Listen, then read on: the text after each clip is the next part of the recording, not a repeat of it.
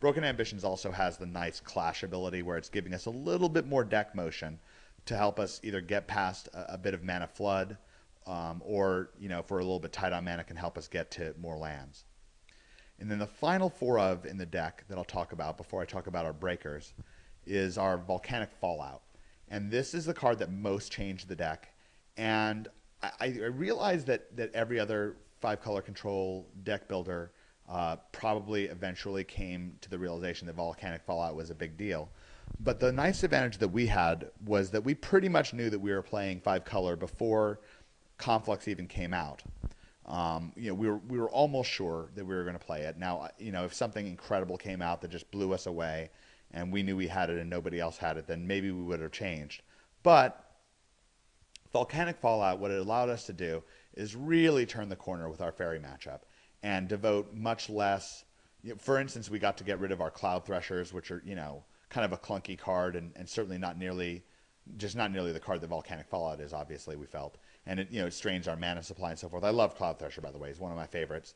But regardless, Volcanic Fallout allows us to really up our matchup against fairies. It's greatly helpful against any white deck because of Spectral Procession. You know, all those flyers that they get, black-white control where they have, or I guess black-white beatdown or whatever it is, where they have Bitter Blossom and Spectral Procession. It kills 2/2 creatures like Tidehollow Sculler, which can be a real problem for us.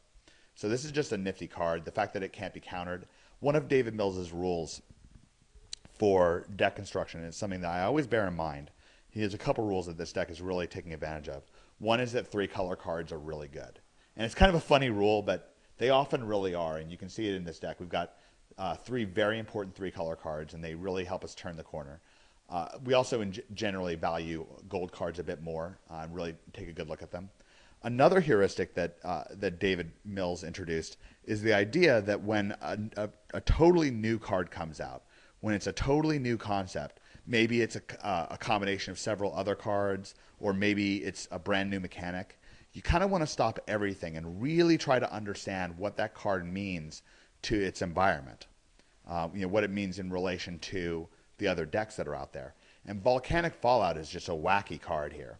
On the surface of it, it can be kind of confused with Pyroclasm or with, I guess, a bit with, you know, any kind of sweeper card like Infest. But it has a couple things about it that make it very different than those kind of cards.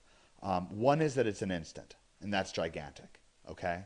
Another is that it cannot be countered. And of course, I'm just reading off the features of the card, but I'm pointing out that this, on the surface, this may look very similar to the card Pyroclasm, which is red and a colorless sorcery, 2 damage to each creature.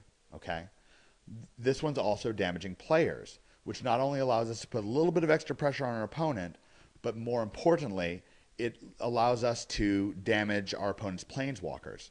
So if our opponent plays a Jace Berlin, Jace, you know, whatever her last name is, Jace, or his, or whatever he is, and if they just get greedy and draw a card and get him down to 2 counters rather than to add 2 counters to him, so both players draw a card, then we can just kill it outright. We can also keep Ijani down if he's getting a bit too big, and generally control that. It hurts you know, both Ijanis, white Ijani and the red Ijani. So, you know, the direct damage is really a factor. And then finally, of course, it just can't be countered, and that's so exciting. It's just so exciting that you know, we can really know consistently against fairies that we're going to be able to sweep the board. So this Volcanic Fallout, we identified it very early. I was actually in LA at the time, and Pat and I were talking on the phone, and we were pouring through the spoiler for the new set, and we identified right away. We just thought Volcanic Fallout was going to be huge. So those are our 4 ofs, and as I kind of conclude the heart of the matter, the final thing that we wanted to really do with this deck, and in a sense, it's the, you know, the reason why for the deck is these 2 cards, the Cruel Ultimatum and the Broodmate Dragon. And what these guys do for the deck is they give us a card that all on its little lonesome is just more powerful than anything else going on in the game, much like Cryptic Command, where they're so much more powerful than what else is going on in the game that they utterly change the dynamic of what's going on. We typically, this is something that David Mills calls a semi-soft lock, and it's a great, very important principle in Magic. And as we've taught people, we've taught hundreds of people how to get better at Magic, and one of the concepts that really helps them is this idea of the semi-soft lock. And now, of course, we all know of hard locks in Magic where we get some sort of a combo, and no matter what our opponent does, they're going to die. They're mathematically eliminated from the game so long as you just continue on with the combo. And I'm not saying that those kind of combos are bad. We've won a lot of money playing that way. But what we actually found is often more practical is playing a card or combination of cards, especially if it's one card, where it's almost impossible for our opponent to recover. Where suddenly they only have a few cards in their whole deck and a very limited amount of time to draw those cards where they can then win the game, okay? And Cruel Ultimatum is sort of a tremendous example of this idea, where almost all the time, by making our opponent discard 3 and making us draw 3, making them lose 5 life, making us gain 5 life, and then the creature swap where we're eliminating one of their creatures, and then oftentimes either returning one of our walls or our Muldrifter or our Broodmate Dragon to our hand. It's just so devastating. From a card economy standpoint, it actually happens relatively quickly. It's just 7 mana. And that 7 mana, by the way, with Path to Exile, where folks are often having to turn their Path to Exile on our walls so they can keep pressure on us, that Cruel Ultimatum can come up very, very quickly. And our mana base is very, very carefully attuned to make sure that come turn 7 or turn 6, if they've cast Path to Exile on us, that we are able to cast Cruel Ultimatum if it's in our hand. Back in the day, there was a card called Mind Twist, which was a black and X, and it was just target player discards X cards at random. And it was, maybe the most powerful card in Type 1. Actually, probably Ancestral Recall was. But it was right up there. And those two cards were kind of semi-soft locks in Type 1, where you could just cast that card and win. And this was something that the Keeper, this Type 1 deck I was talking about from back in the day, really relied upon, were making sure that we cast Ancestral Recall and then either Mind Twisting our opponent or using a card that was very similar to Mind Twist, like Mind Warp or Amnesia, to nail our opponent's hand and kind of win that way. And we made sure that those cards were really supported in our mana base and so forth.